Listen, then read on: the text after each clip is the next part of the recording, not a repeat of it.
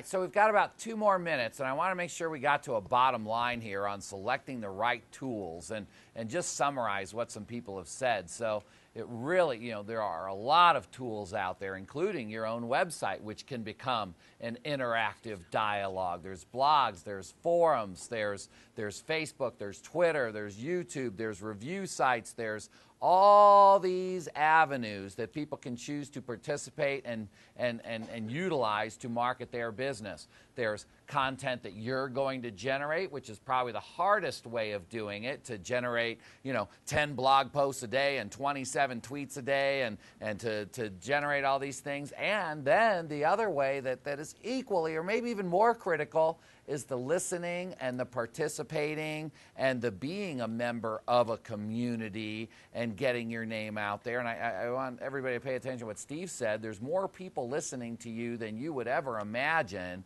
I don't know how many people in here look at their website stats every day. Most people just have a website and it's there, and they might not be able to tell me at all how many people are going there. Guarantee you, for sure, go to your website, look at the number of visitors a day, and it will be 4 to 5 times what you believe it is if you have not looked at those things ever. So there are more people listening and more people participating with you than you have any idea about. So how do you select the right tools? What do you want to achieve? What do you want to get done? And I do believe that a person shouldn't say, oh, I market to business owners, I'm only going to use LinkedIn. I think that's idiocy. That's ridiculous to believe that you don't have anybody who is on Facebook that might want to participate with you that way, or anybody on Twitter that might want to participate with you that way, or who uses RSS feeds, or who wants to get an e-newsletter. John, I had a question for you. As long as we're thinking about out of the box, Steve, thank you very much for creating that segue. What we're looking at doing is something completely different we haven't seen so far. We actually are going out with an initial public offering with the SEC Securities Exchange Commission offering.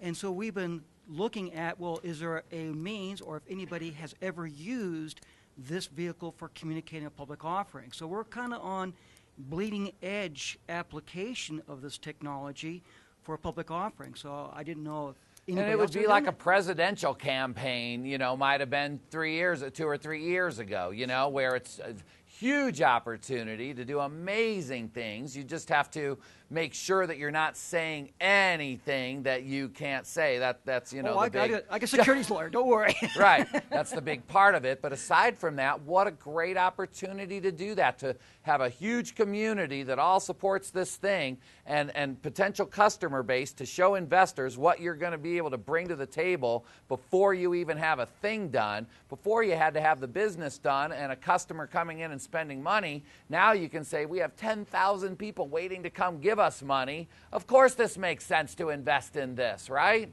So yeah, absolutely.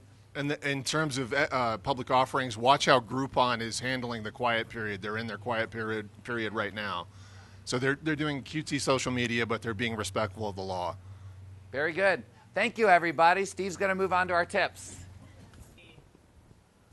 We are one of the co-sponsors with Webolutions and Dale and the Chamber on this project, and part of this that we help with is getting you guys to share the tips that you have, because each of you have things that you're doing that, you know, us as the experts may or may not know about, and that you're going to be able to help each other grow an internal knowledge base.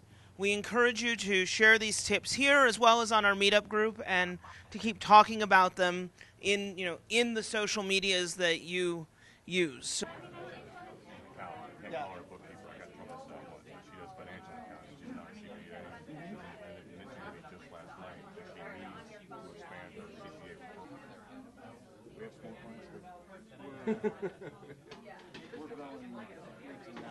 Outstanding. John Basley recently died. Just recently. Yeah, about a month ago. Cancer. I'll send you a couple of pages. You want to use. But we're going to start with LinkedIn for the tip. Who's presenting the LinkedIn tip? One of the tips that we came up with was You can utilize LinkedIn not just to find people within an organization, but you might find more updated, relevant information about a person or an organization. I'll use a specific example. I used to call on marketing officers or brand managers within Fortune 500 companies. I don't know if our CRM system has a name that's 6 months old or 4 years old. So I would actually go to LinkedIn 5, 6, 10 times a day, look up that person's name within that organization, and it would say, that person, and even though I'm not connected to that person, it would say that person is now with this brand within Johnson & Johnson. But people in the right-hand corner of that page, it will also say people who viewed this person's profile also looked at and list 4 or 5 other people within that organization. And those people are also usually very, very relevant to what you're trying to do. The tip for Facebook, before we worry about content or anything else, is make sure people know you're on Facebook. Put it on your business card. Put it in your newsletter. Put it in your e-newsletter. If you're a retail store, put a sticker on your front door. Put it maybe on your letterhead. Put it on your envelope. Put it everywhere so people know, because they don't necessarily assume certain businesses, they think the cool businesses like Mountain Dew or places like that are on Facebook. But if you're on there, let people know about it. My name is Diane Evans. I'm with Remax, and I do residential real estate. And I used to be out showing homes, and people would, on a tour of homes that I had already done a search for, and people would say, we're driving by this home, why aren't we seeing this home? And I could never tell them. I would just kind of guess, well, maybe it's out of your price range.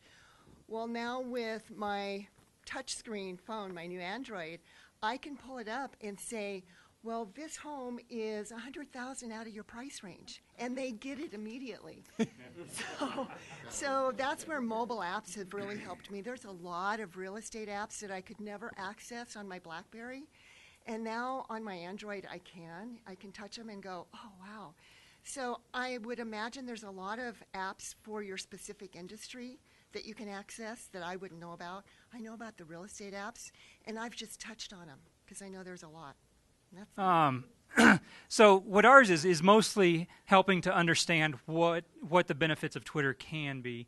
For instance, I came in this morning, I was early, so I was asking Mike, what does Twitter do that Facebook doesn't do? I mean, you can do a 144-character post on Facebook, and people can get it on their mobile phone. What's different with Twitter? And I was only thinking of Twitter as organizations or people being out there on Twitter. But what was pointed out is Twitter is more topic based. So if you're trying to connect with people who are interested in a given topic, for instance, say racing, or what if you're like came up earlier about if you're a bike sales or bicycle salesperson, and the Tour de France is going on, you may want to connect with people who are interested in the Tour de France or something. But with Facebook, it's more entity-based. So you're connecting with people who have shown an interest in your organization, or in you as a person you've friended, a friend you have. So, for instance, like for example, from the National Guard standpoint, what I'm starting to think of now is, say we have like a Special Forces unit. Well, if that Special Forces unit is doing something that we have written a story on, or if they're deploying or whatever, we can connect with people on Twitter who have an interest in Special Forces, by doing the pound tag or the hashtag and then Special Forces. Then people who are interested in that, would find out about that. So those are ways that you may be able to use Twitter if you haven't found a purpose for Twitter yet.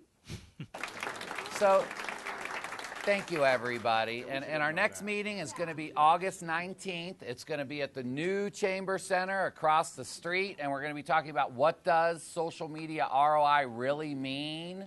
And then September 16th, we're going to do creating a social media action plan. Guys, have a fantastic weekend, and thank you again.